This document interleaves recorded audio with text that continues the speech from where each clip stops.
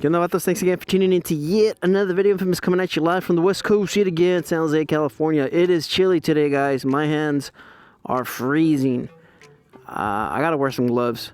So, just out and about riding. Just got off of work. Just wanted to share the reasons why I went back with the Leather Pros. If you guys been following me on social media, you guys are probably noticed that the Leather Pros are back on. Just wanted to, just explain myself or explain the reasons why I went back with the Leather Pros. I really like the Leather Pros. I like the way they look. You guys can let me know in the comments. Do you guys prefer the hard saddlebags, of course, with the custom paint matching the bike? Or do you guys like this setup with the custom paint and the Leather Pros? So there's a few reasons why I went back to the Leather Pros. Reason number one, the saddlebags, the hard saddlebags, the TCMT saddlebags, it was just too much storage for, of course, my daily rider. I didn't find myself filling up the bags, and like I mentioned, as a daily rider, I just didn't really see the benefit of having it. I do have the speaker grills, or I do have the 6x9s in the lids, but we'll get there in a bit. It's just the size of the rear end was just so fat, guys. If you guys remember, I measured it from peak to peak, and it was 36 inches. That's 3 feet on the rear end. My handlebars are 32 inches wide. My fairing is a little bit, shorter than that. So I was adding about an additional 32. I was adding an extra 4 inches to the width of the bike, and lane splitting, and then having the saddlebags. I didn't want to scratch them up. I mentioned that the spacing between the fender and the saddlebag, it was about 3 inches. So you guys remember that there was 3 inches of gap. So there was 6 inches of just dead space between the fairing and the saddlebag. So that's reason number two. It's just, I like the way the Leather Pros look. You guys can see how much cleaner it looks. The spacing between the saddlebags and the saddlebags and the fender, you guys can see it's very tight. Look at my finger right here, barely 2 fingers, 1 finger. So they're about an inch to half an inch, maybe half an inch. No, I say more like 3/4 of an inch gap between the saddlebag and the fender. So I just like the way the spacing looks.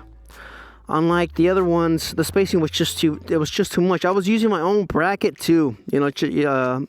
That's another thing. I have to change something. I have to modify the mounting system for the bike when I have more time.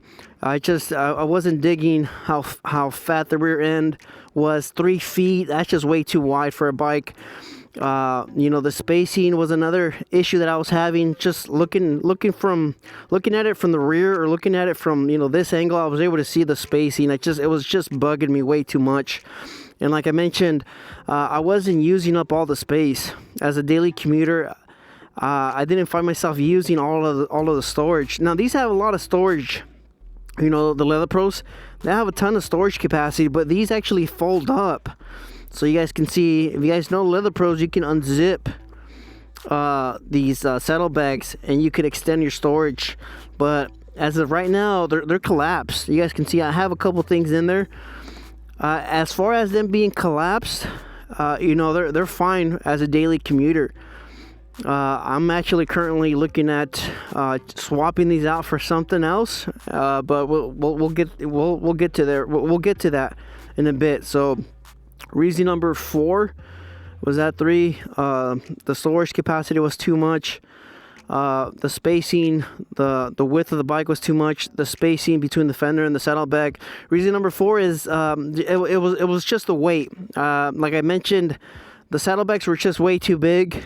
I wasn't using them, and I found myself dipping down to 28 miles per gallon with the saddlebags. So with the Leather Pros, I'm hitting about 31 miles per gallon, give or take 30 to 31 miles per gallon. With the other saddlebags, with the TCMT hard saddlebags, like I mentioned, it's the saddlebags, the bracket, and the 6x9s. So I'm guessing it's a tad bit heavier, but I found myself getting about 28 miles per gallon city. So you're looking at 28 miles per gallon city and about 37 highway. So I was losing about 3 miles per gallon with the other saddlebags, and I just didn't think it was worth losing those 3 miles per gallon. I know it's not a lot, but here in California, gas is about $6 a gallon. So if I'm losing 3 miles, 5-gallon tank, you guys can do the math. 3 times 5, I'm losing about 15 miles per fill up, just because I had the other saddlebags. So that was reason number 4. I know it's a little, it's minor, but I just found myself riding my Sportster because my Sportster can get about 35 miles per gallon. And I did it, and like I said, I just didn't need all the cargo space that the other saddlebags have. Reason number 5, the speaker lids, it just wasn't doing a difference when it comes to the audio. I have 6.5 speakers in the fairing, and I had the 6x9s in the lids, and I just didn't really hear a difference. I mean, we're talking about a difference of, what was it, 2 decibels? If you guys remember that video where I measured the decibel meter, the difference, I think it was only like an additional 2 decibels. It wasn't much of a difference. Of course, I'm sitting on the bike, the speakers were, behind me. I have a full face helmet. Maybe if I had a half helmet, maybe I probably hear the difference. But as far as having the 6x9s, I just didn't think it was worth it after having the bike for a few weeks with the other setup. So those are the reasons why I switched back to the Leather Pros. Now, like I mentioned earlier, I am currently looking at the club style saddlebags, which are a little bit bigger than the Sportster. If you guys remember the Sportster canvas club style saddlebags, those saddlebags weighed in at 1.5 pounds. So they're very light. These saddlebags from Leather Pros, they're well built, they weigh in about 40 pounds when they're empty. So if I could switch over to the other canvas, it's a 30-liter canvas bag, so they're the larger ones.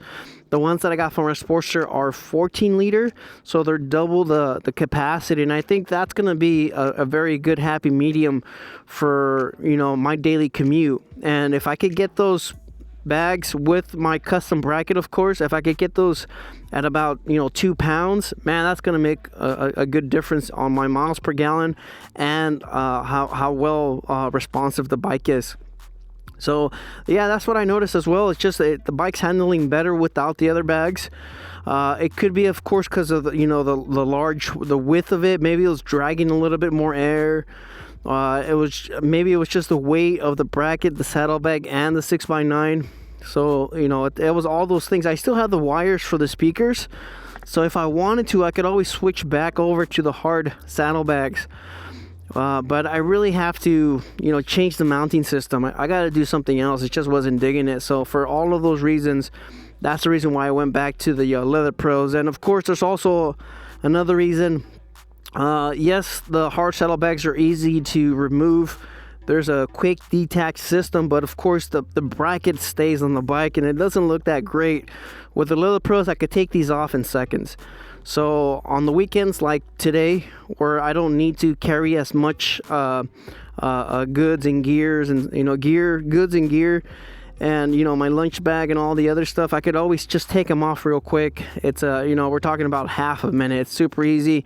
They're currently locked, but it's super easy to remove these, and I have a little storage place for them, and I make the bike lighter, so it handles a lot better without the extra 40 pounds. So I'm looking forward to swapping these out for the 30-liter saddlebags, and cutting down on the weight, making it a little bit more responsive, and then saving money on gas. And maybe I'll be able to hit 32 miles per gallon with the other setup. But the bike handles great with the Leather Pros. Like I said, it's a fantastic quality saddlebag. $700, $800, you can't beat it. Super easy to install. And then, of course, like I said, when you don't have the saddlebags, the bike looks fantastic because there's only like 2 little stubs sticking out of the strut, the fender strut. The only issue, of course, is you have to relocate your turn signals, and that's what I got with the Alloy Arts. You guys can see them right there. Those are the Alloy Art saddlebags. So there it is. And that's the reason why I went ahead and I removed the TCMT And if you guys saw the other video, you guys know that the saddlebag was leaking. I do keep the bikes outside, and it has been raining. There was a storm. There was, of course, water inside of the saddlebag. I never drained it out, so maybe just that extra little pool of water probably affected the miles per gallon as well. But that's pretty much it. I think it looks great. Without the other ones, yeah, the other saddlebags really ties in the whole color scheme and the whole paint job. But this looks just as good. I mean, that's what I believe. You guys can let me know in the comments. Where would you go with, or what would you prefer? Having the extra weight and not utilizing the full cargo capacity, and of course, losing a couple miles per gallon. Like I said, it's different everywhere. You guys, some of you guys are paying $2 per gallon. $2 per gallon, and you're losing out 15 miles. Who cares? But here in California, it's $6 per gallon. That stuff adds up after a couple hundred miles a week. So anyways, thanks for tuning in. Thanks for watching yet another video. Life's risk. Get out there and ride. Later.